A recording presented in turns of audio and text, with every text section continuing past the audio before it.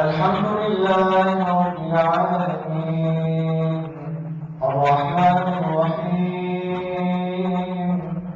مالك يوم الدين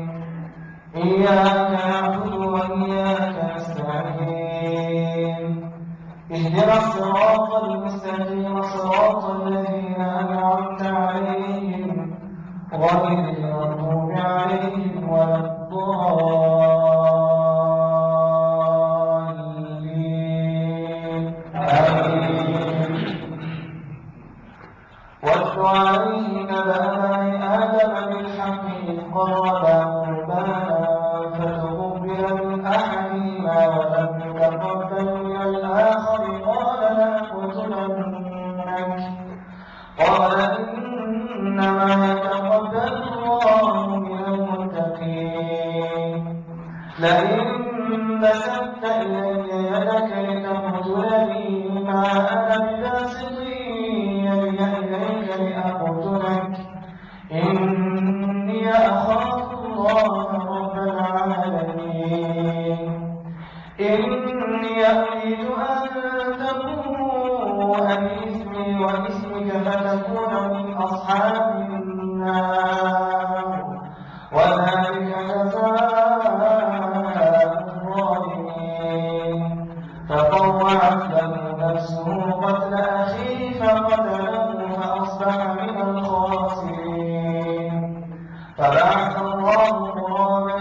يبحث في الأرض ليريه كيف يواري سوءة أخيه قال يا ويلتى أعجزت أن أكون مثل هذا الغراب فأواري سوءة أخي فأصبح من النادمين من أجل ذلك كتبنا على بني إسرائيل أنه من قتل نفسا بغير نفس أو فساد في الأرض فكأنما قتل الناس جميعا ومن أحياها فكأنما أحيا الناس جميعا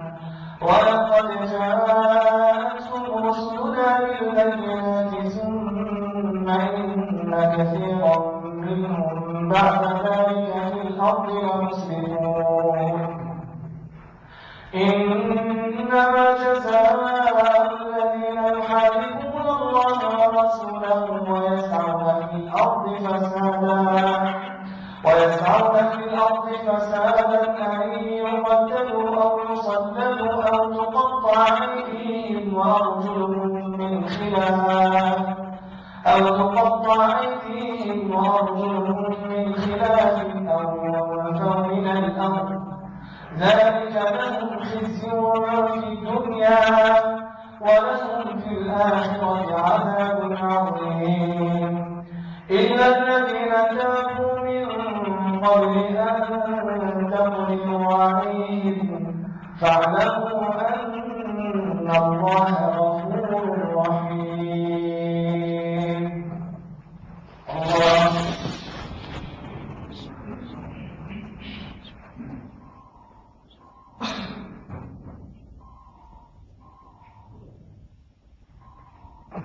الحمد لله رب العالمين الرحمن الرحيم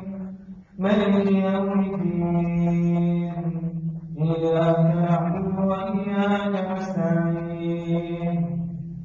اهدنا الصراط المستقيم صراط الذين أنعمت عليهم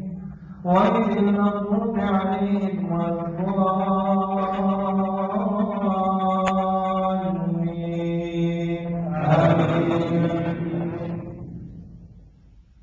أولم ير الإنسان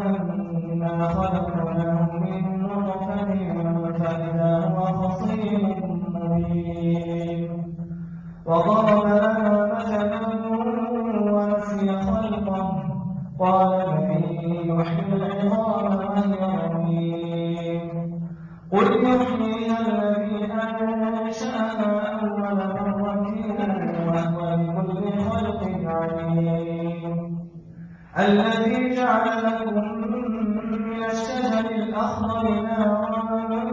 فإذا أنتم منه توقدون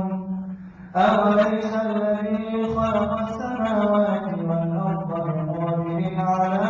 أن يخلق مثلهم